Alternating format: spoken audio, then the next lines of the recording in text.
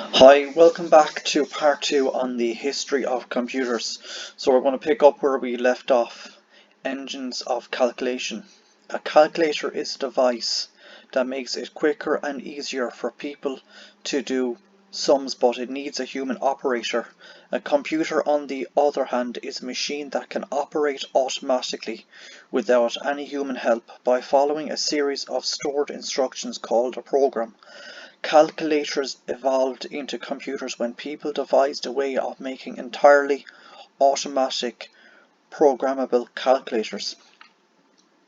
The first person to attempt this was a rather obsessive, notoriously grumpy English mathematician named Charles Babbage, 1791 to 1871.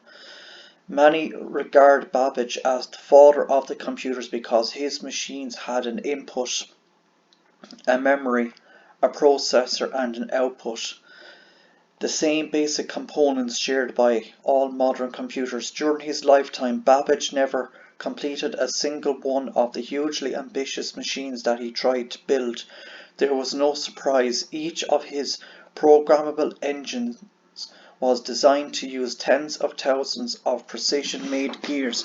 It was like a pocket watch scaled up to the size of a steam engine.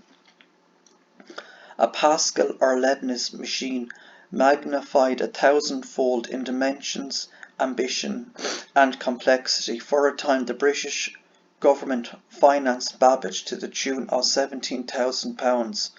Then an enormous sum, but when Babbage pressed the government for more money to build an even more advanced machine, they lost patience and pulled out.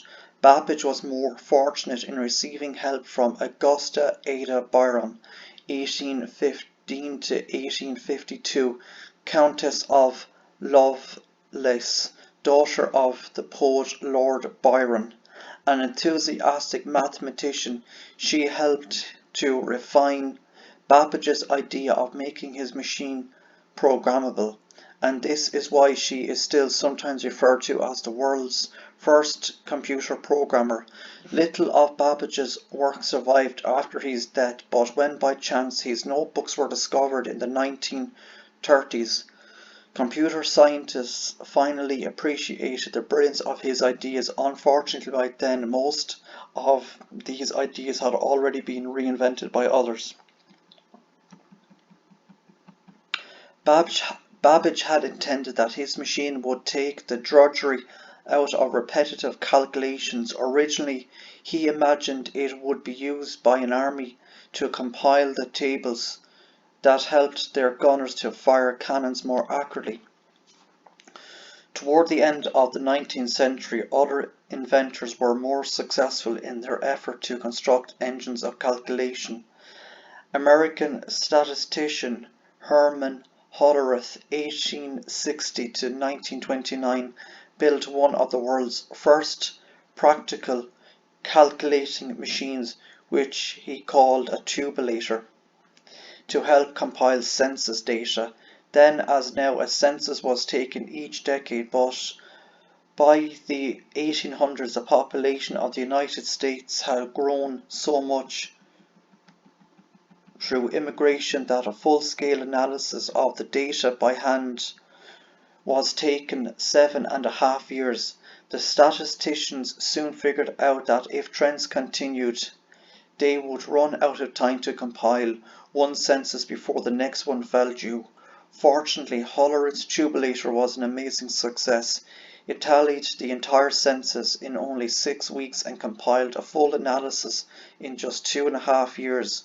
Soon afterwards, Hollerith realized his machine had other applications, so he set up the Tubulating Machine Company in 1896 to manufacture it commercially. A few years later, it changed its name to the Computing Tubulating Recording CTR Company, and then in 1924 it acquired its present name, International Business Machines, IBM.